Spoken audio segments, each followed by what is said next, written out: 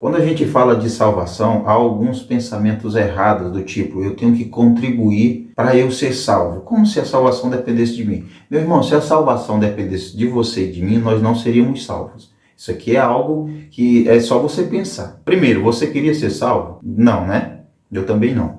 Você queria Jesus? Eu também não. Eu odiava essas coisas. Eu detestava. Eu digo odiava porque eu odiava mesmo. Eu detestava isso. Eu detestava ir à igreja, andar com Bíblia, crente, hinos. Eu não gostava de nada disso. Nada disso. Minha mãe é viva ainda. Meus pais são vivos, meus irmãos. Graças a Deus. Minha mãe, quando ia ouvir louvores, eu saía de casa. Aquilo me aborrecia. Eu não gostava disso. Eu nunca fui, assim, chegado a essa coisa de evangélico. Entendeu? Eu não queria ser salvo. Mas em algum momento algo mudou na minha mente, no meu entendimento. Então a salvação não depende do homem. Depende de Deus querer, dele efetuar. É assim que eu acredito, é o que eu vejo na Escritura.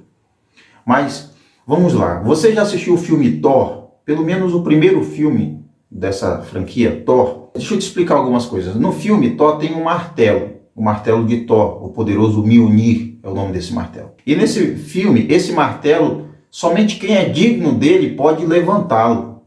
Somente o Thor, quando se torna digno, porque acontece lá uma briga entre ele e o pai dele diz que somente quem fosse digno poderia levantar o Mjolnir. E somente o Thor, depois de ser moldado o seu caráter, é que ele consegue levantar o Mjolnir. Então ninguém mais, além dele, ou somente outra pessoa digna de levantar o martelo poderia empunhar o Mjolnir. E o que isso tem a ver, Evandro, com salvação? É que se salvação fosse um Mjolnir, nenhum de nós levantaria jamais, meu irmão, jamais.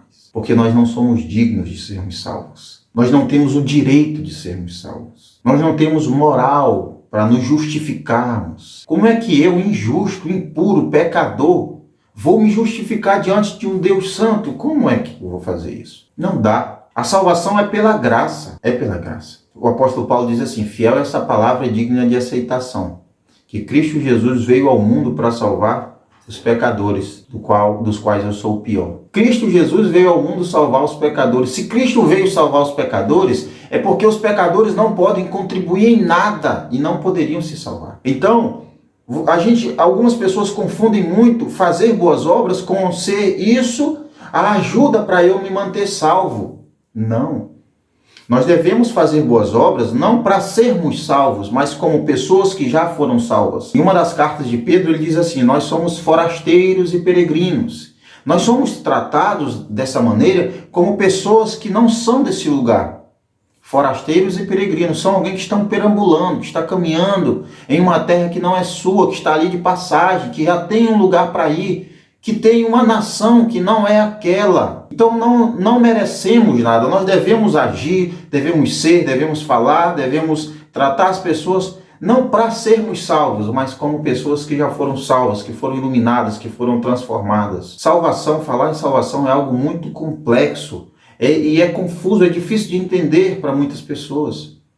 Eu pretendo também trazer alguns vídeos abordando questões de salvação, o que é realmente, porque há muitos falsos ensinos e a gente fica perdido às vezes. E agora? Se um diz que eu tenho que fazer obras para ser salvo, outro diz que não precisa, outro diz que só precisa da fé, outro diz que Jesus morreu, então eu posso fazer qualquer coisa que ele vai me perdoar.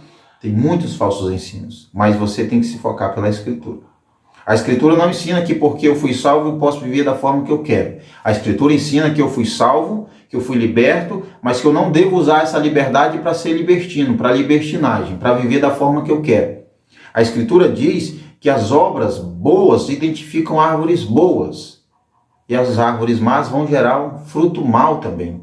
Então, se eu vivo de qualquer forma, eu estou dizendo que eu não fui transformado de verdade. Eu estou dizendo que eu continuo sendo uma árvore má. Então, tudo que você fizer de bom, você não está contribuindo para a sua salvação. Você não está ajudando esse processo de salvação. Você está se comportando conforme a pessoa que você é. Se você é um salvo de verdade, você vai dar frutos bons.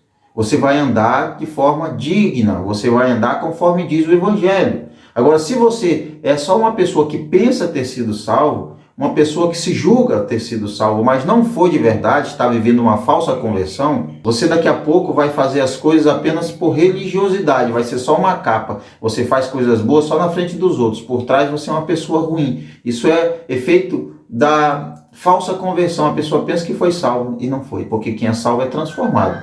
Quem é salvo é liberto de verdade. Quem é salvo, ele compreende que deve viver uma outra forma, não porque ele vai contribuir para a salvação, mas porque ele já nasceu de novo, então faz parte desse seu novo caráter, dessa nova criatura, novas obras, é por isso. Mas salvação não é algo que nós mereçamos. Não merecemos salvação, nunca vamos merecer. Tiago diz assim, todos nós tropeçamos de diversas maneiras. De diversas maneiras. E se alguém domina a sua língua, este varão é varão perfeito.